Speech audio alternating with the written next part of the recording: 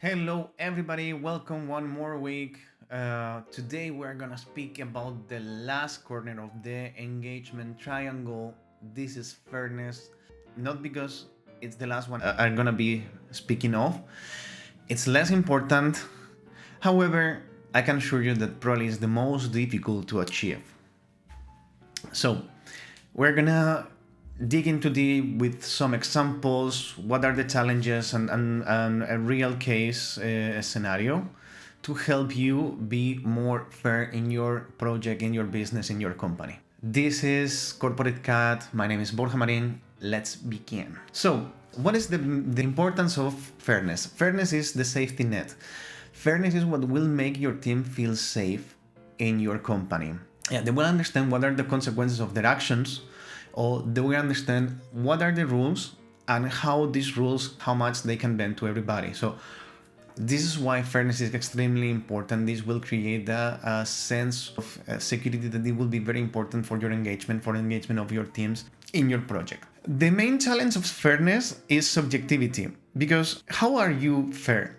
And probably every single person will consider fair something different. So when you are taking decisions that will touch fairness, in many of the situations you will take very difficult decisions that not a lot of people will be happy with. However, you will need to find this sweet spot. I will give you one silly example, but we all have been there in terms of perception of fairness. For example, if I tell you that somebody it's in the office working and at some point decides to take a break in the working computer, opening Netflix and watch in front of everybody an episode of a TV show, this is something that it's not very, in many companies and very projects in many businesses, this is not going to be very well seen and it's not going to be very well perceived.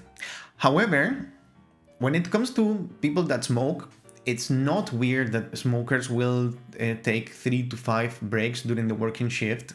Each one of the breaks is about 10 minutes, which adds up like 30 to 50 minutes that they are outside, not working, and actually doing something harmful for the health. However, this is perceived a lot better than the first case scenario. It's fair. I don't know. This will depend on many factors, right? But this is only an example that I want to put to make you understand how fairness is a matter of perception in many cases. At this moment of time, you can think, okay, so that's easy.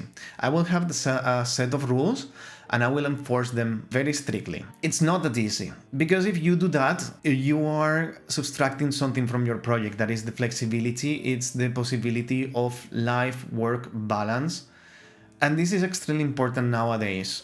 Your team is made of a lot of different people with a lot of different circumstances. However, a set of rules need to be there. You need to be flexible with them. If you want them to feel engaged in the project, if you want them to feel that they belong to that, they need to get not only a salary in exchange, but as well this kind of flexibility that allows them to integrate their life into the working environment. Don't worry, it's becoming very complicated, but I have created a framework that, in my experience, is quite useful to help you take the decision. Again, making a specific decision is going to be very based on case scenario, and it's not going to be easy. However, I have this framework that helped me a lot to take the decisions about exceptions, rules, and what's not.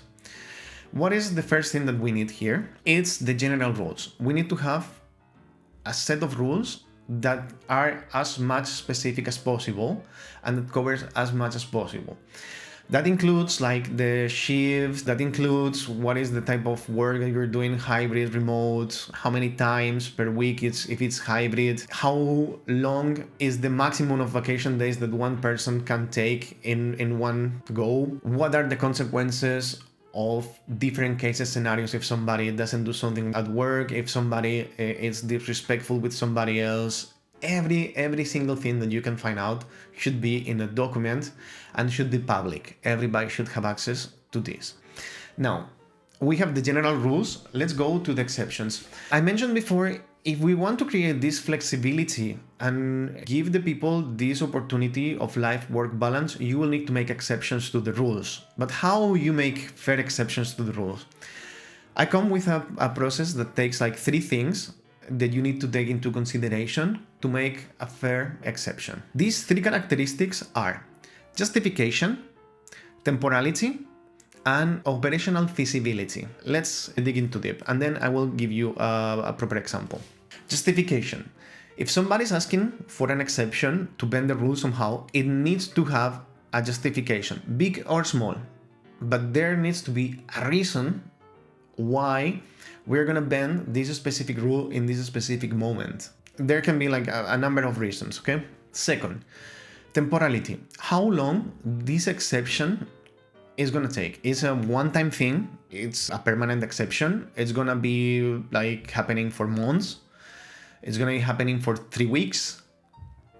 This is very important to establish a time frame to avoid confusion in the future, especially if somebody will believe that one exception is already like a permanent exception while in your head was a one-time thing, for example. And the other thing is operational feasibility. Can I grant this exception without risking the operation? Because in the end, you need to ensure that the operation is viable, because risking the operation is risking the job of a lot of people.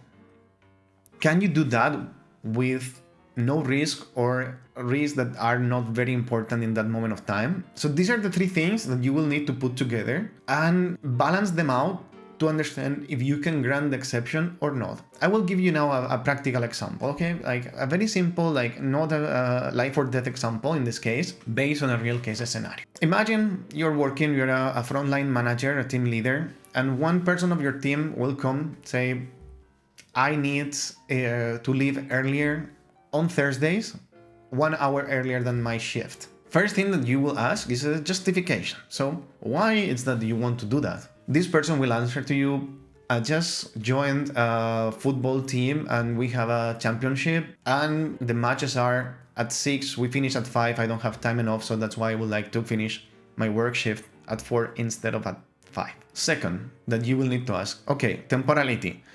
This is gonna happen how long? It's a one-time thing, or you want this to be like for the rest of the year? This person will say that, no, this championship will take only 1 month, so tops will be like 4 times. Then, operational feasibility.